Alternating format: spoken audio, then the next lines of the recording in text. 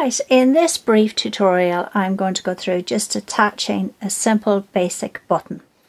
Okay, for the purposes of being visible, I'm using black embroidery thread, 2 strands of it, and I've got a knot at the base of the thread. And this is just so as you can see it. Ordinarily, if I was actually going to be sewing on a pink button to a blue piece of fabric, I'd probably be using pink thread to match it, so as you wouldn't see it as obviously.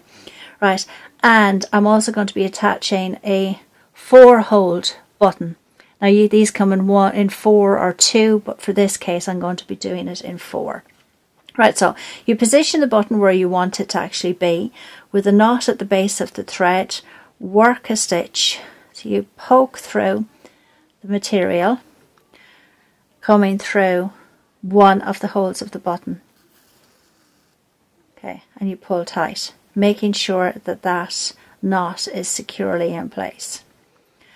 And then working directly opposite, you go back in that hole. So that's the first section. Okay, and then working through the opposite hole there, pulling it through and anchoring back in.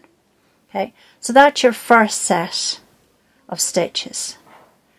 Now I will repeat that process, or those steps, another 2 times, like so.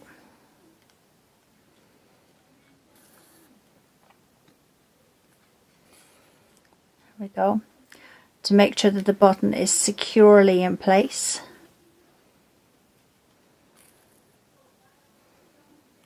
Okay, so now that button is securely and firmly in place.